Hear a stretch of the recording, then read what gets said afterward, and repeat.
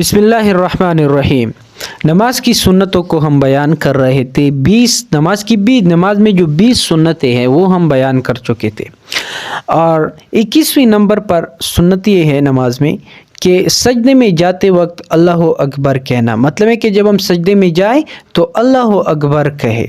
और 22वें नंबर पर सुन्नत ये है कि सजदे में जाते वक्त पहले घुटनों को ज़मीन पर रखना, फिर हाथों को, फिर नाक को, फिर पेशानी को, और फिर जब सजदे से हम उठे तो उठते वक्त पहले नाक को उठाना, फिर पेशानी को, और फिर हाथों को, फिर घुटनों को उठाना। ये भी नमाज में इसी तरतीब के साथ सजदे की हालत में करना, ये भी सुन्नत है।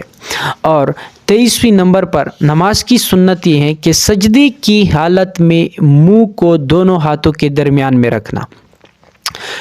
और 23वें नंबर पर सुन्नत 24वें नंबर पर सुन्नत यह है कि मर्दों के लिए सजदे की हालत में अपने पेट को रानों से और कोहनियों को पहलू से जुदा रखना, अलहदा रखना, और बाहों को ज़मीन से उठाकर रखना।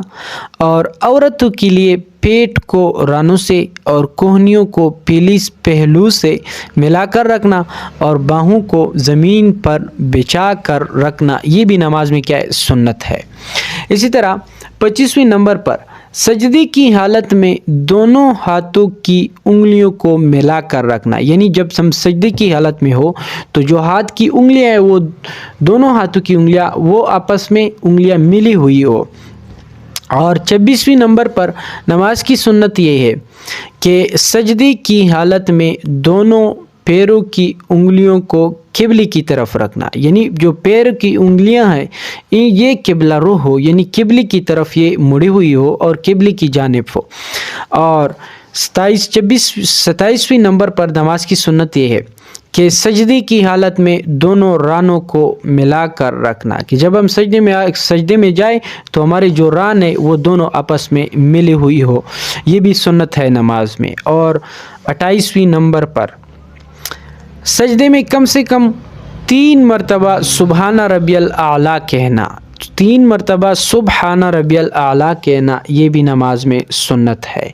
और 29वें नंबर पर सजदे से उठते वक्त तकबीर कहते वक्त सर का ज़मीन से उठाना, मतलब है कि जब हम सजदे से उठे तो जैसे ही हम अल्लाह अकबर कहे उसके साथ साथ हम सर भी उठाए ज़मीन से अलहदा कर दे। ये भी नमाज में सुन्नत है।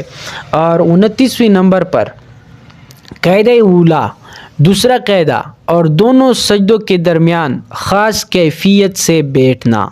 और ख़ास कैफियत से बैठने का तरीका ये है कि दाहिना पैर उंगलियों के बिल खड़ा रखे और इसकी उंगलियों का रुख किबले की तरफ हो और बायां पैर ज़मीन पर बिछाकर इस पर बैठे। दोनों हाथ रानों पर हो, उंगलियों के सिरे घुटनों के करीब हो और औरतें अपनी बाएं सुरीन पर बैठे और दाएं जानों को बाएं जानों पर रख ले और बायां पैर दाहिनी तरफ निकाल दे और दोनों हाथ बदस्तूर रानों पर हो, क्योंकि औरत के लिए इसमें ज़्यादा ये अस्तर औरत है, यानी ज़्यादा पर्दा है इसमें और ज़्यादा हया है इसमें।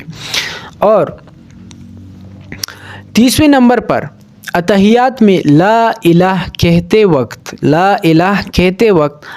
दाएं हाथ की बीच की उंगली और अंगूठे का हल्का बनाकर और छोटी उंगली और इसके आस पास की बाकी उंगलियां बंद करके कलमे की उंगलियों का उठाना और इल्लल्लाह कहते वक्त झुका देना और बाकी उंगलियों को आखिर तक बदस्तूर बाकी रखना, ये भी नमाज में सुन्नत है।